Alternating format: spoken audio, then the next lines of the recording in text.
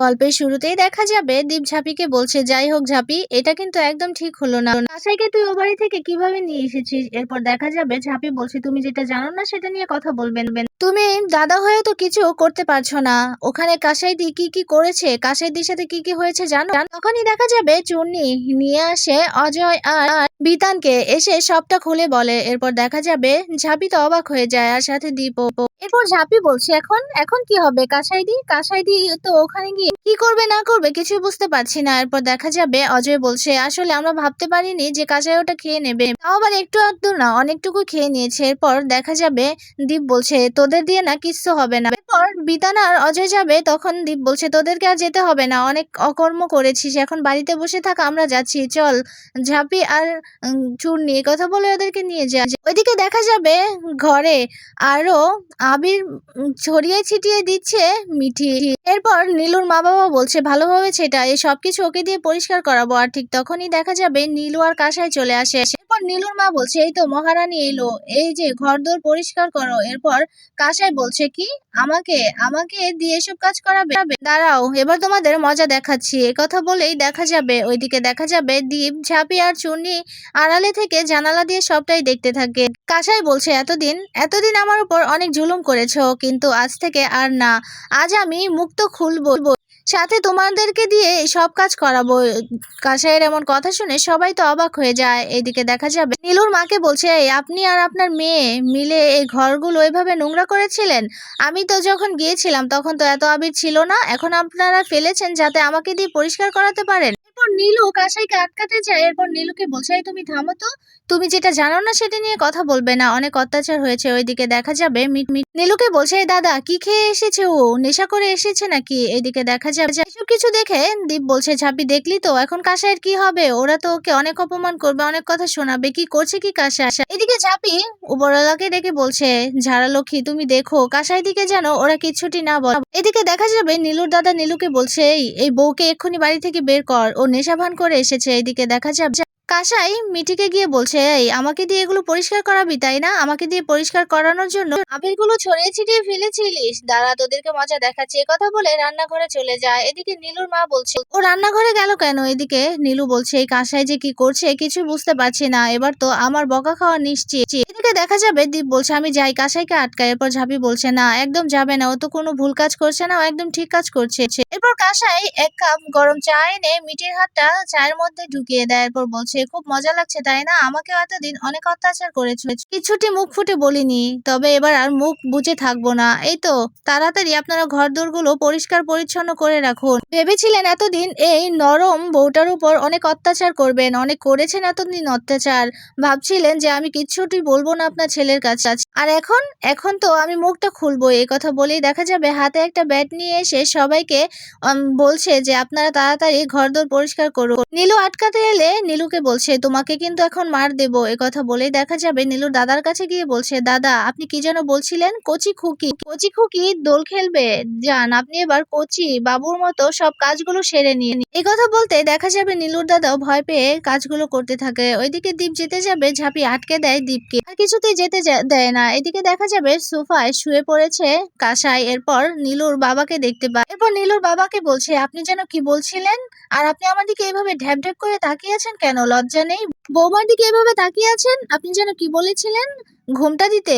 আপনি এবার ঘুমটা পড়ুন, ঘুমটা দিয়ে আমার দিকে তাকান। এইদিকে দেখা যাবে নীলু এসে কাসাইকে বলছে, কাসাই এবার কিন্তু তুমি অনেক বাড়াবাড়ি করছো, এবার কিন্তু তোমার একটা হেস্তনেস্ত করবো। এরপর কাসাই বলছে, হ্যাঁ গো, তুমি না আমাকে বলেছিলে বিয়ের আগে তো অনেক বীর পুরুষ সেজেছিলে, কিন্তু বিয়ের পর সব ফুস হয়ে গেছে, এখন কাপুরুষের মতো মা বাবার কথাই শুনছো।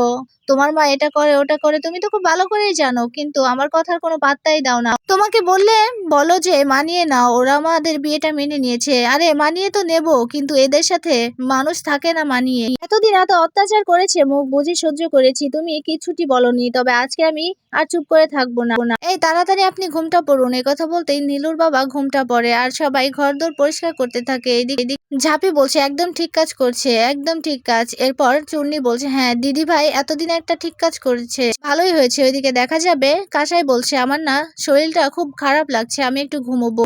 এই কথা বলে সোফায় ঘুমিয়ে পড়ে কাসাই। ওইদিকে দেখা যাবে ঝাঁপি মনে মনে বলতে থাকে, ঝাড়ালক্ষ্মী তুমি কাসাই দিকে দেখো, ও তো নিজে ইচ্ছে করে কিছু করেনি, ওর অজান্তে এসব কিছু করেছে, ওকে যেন বেশি বকাবকি না করে ওর শ্বশুর বাড়ির লোকজন। কথা বলে দেখা যাবে সবাই মিলে বেরিয়ে পড়ে বাড়িতে যাওয়ার জন্য। এদিকে দীপ বলছে, ঝাঁপি একদম ঠিক হলো না, তুই কাসাইয়ের পরিবারে গিয়ে পার্সোনাল লাইফে গিয়ে এটা করতে পারিস না। এরপর ঝাঁপি বলছে, কোনটা ঠিক হলো না? এতদিন অত্যাচার সহ্য করেছে এটা ঠিক ছিল? তুমি দাদা হয়তো কিচ্ছুটি করতে পারলে না। এরপর দীপ বলছে, তুই যাবি কবে রে? তোদের বাড়ি ঠিক হবে কবে? এরপর ঝাঁপি বলছে, ও তার মানে তোমার অসুবিধা হচ্ছে, ঠিক আছে আমি যাব, আমার বাড়িটা খুব তাড়াতাড়ি মেরামত করে কালকেই চলে যাব, আর আমি এই রাস্তা ধরেও যাব না। এই কথা বলে অন্য রাস্তা দিয়ে চলে যায় ঝাঁপি আর চুনি। এদিকে ঝাঁপি অন্য রাস্তা ধরেছে। এরপর ঝাঁপি আর চুনির পিছু পিছু কিছু বখাটে ছেলে পেলে আসতে থাকে। এরপর বলছে, মামনি তোমরা কোথায় যাচ্ছ? আমাদের সাথে দোল খেলবে?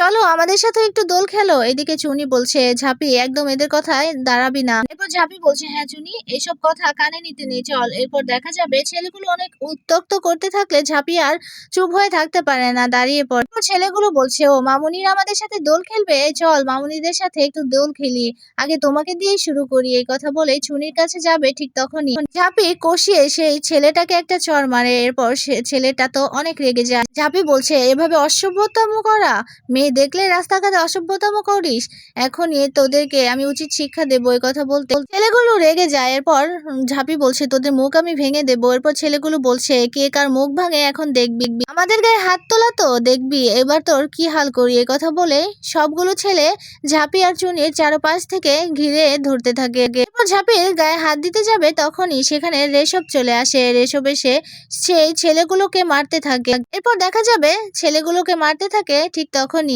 একটা ছেলে মাটিতে পড়ে যায়। এরপর মাটিতে থাকা একটা ইট নিয়ে রেশবকে গিয়ে মারে। এরপর রেশব ব্যথায় মাটিতে লুটিয়ে পড়ে। ওইদিকে দেখা যাবে রেশবকে মেরেছে দেখে ঝাঁপি চিৎকার করে রেশব বলে চিৎকার করে ওঠে। এইদিকে দেখা যাবে সেই ছেলেগুলো আবারও ঝাঁপি আর চুনিকে ঘিরে ফেলে। এরপর ঝাঁপির গায়ে হাত দিতে যাবে, তখনই সেই ছেলের হাতটা ধরে নেয় একজন। এরপর ঝাঁপি আর চুনি তো অবাক হয়ে তাকিয়ে আছে তার দিকে, সে আর কেউ নয় দীপ। দীপ এসে সেই ছেলেগুলোর হাতটা ধরে নেয়। এরপর অবাক হয়ে যায় ঝাঁপি। এদিকে দীপ সেই ছেলেগুলোকে মারতে থাকে, ওইদিকে রেশবও উঠে সেই ছেলেগুলোর সাথে মারপিট করতে থাকে। এদিকে ঝাঁপি আর চুনিও ছেলেগুলোকে মারতে থাকে। সবাই মিলে যখন মারপিট শুরু করে দেয়, তখনই একটা ছেলে পাশে থাকা একটা কাচের বোতল নিয়ে সে বোতলটা ভেঙে ঝাঁপিকে আঘাত করতে যাবে, ঠিক তখনই দীপ সেই কাচের বোতলটা হাত দিয়ে ধরে নেয়। এদিকে দীপের হাতটা তো কেটে গেছে।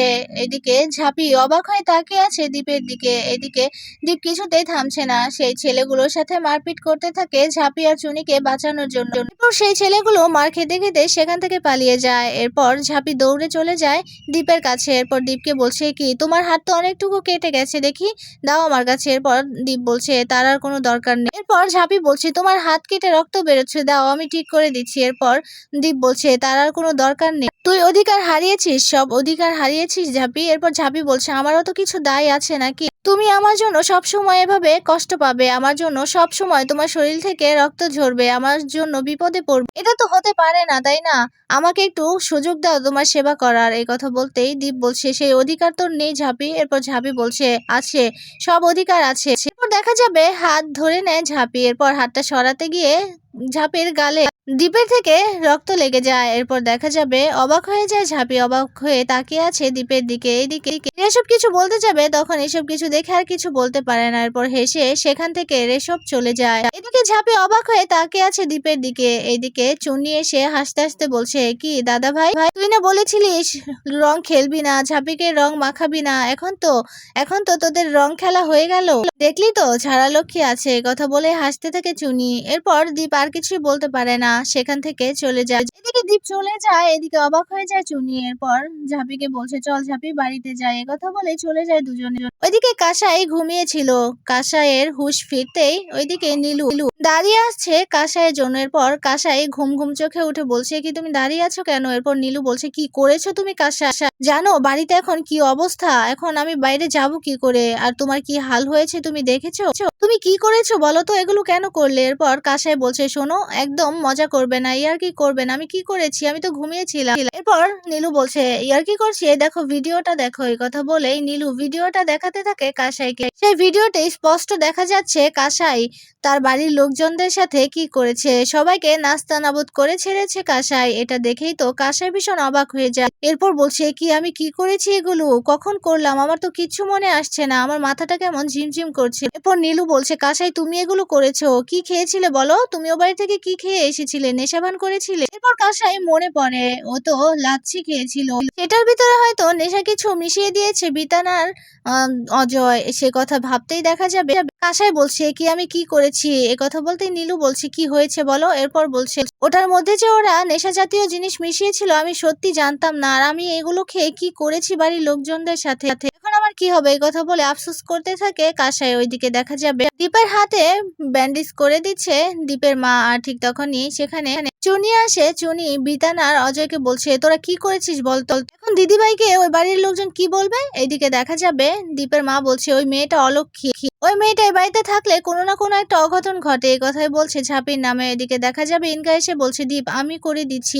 দীপ বলছে তুমি দেখছো না মা আমার হাতে ব্যান্ডেজ করে দিচ্ছে, তোমার আবার করতে হবে কেন? একদম দরকার নেই। তখনই সেখানে ঝাঁপি আসে। ঝাঁপি এসে দেখতে পায় ইনকা পাশে দাঁড়িয়ে আছে। এরপর ঝাঁপি মনে মনে বলতে থাকে আজকে কার সেবা করার কথা আর কে করছে, আর উনি পাশে দাঁড়িয়ে আছে। এই কথা বলে ঝাঁপি চলে যায়। এদিকে ঝাঁপির যাওয়ার পানে তাকিয়ে আছে দীপ। ওইদিকে দেখা যাবে ঝাঁপি ঘরে গিয়ে ফ্রেশ হয়ে নেয়। আয়নার সামনে দাঁড়িয়ে আছে ঝাঁপি। এরপর ঝাঁপির মনে পড়ে যায় দীপের কথা।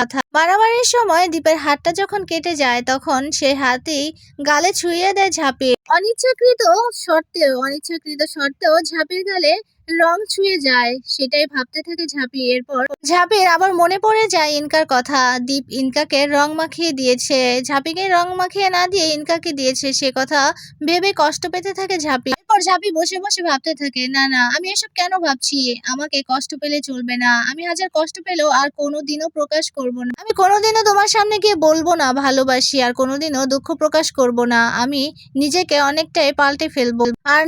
আর কোনোদিনও তোমার সামনে নিজেকে হ্যাংলা প্রমাণ করব না। ওইদিকে দেখা যাবে দীপ ঝাঁপিকে বলছে তোর বাড়ি ঠিক হবে কবে? এরপর ঝাঁপি বলছে খুব বিরক্ত হচ্ছ তাই না? আমি কি ভাড়া থাকতে চেয়েছিলাম তোমাদের বাড়িতে? তুমি তো জোর করে নিয়ে এসেছিলে। তবে কালকের দিনে আমি চলে যাব আমাদের বাড়িটা আজকে মেরামত করে কাল সকালবেলায় চলে যাব। তোমাদের অনেক বিরক্ত করে ফেলেছি, কিন্তু আর না, আর বিরক্ত করব না তোমাদের। এরপর এই কথা শুনে ঠাম্মি বলছে হ্যাঁ রে, তুই যে বাড়ি থেকে চলে যাবি তাহলে আমার ছেলেকে কে বা কারা খুন করতে চেয়েছিল তুই তাদেরকে বের করবি না? তুই এটা বের করে তবে এই বাড়ি থেকে যাবি।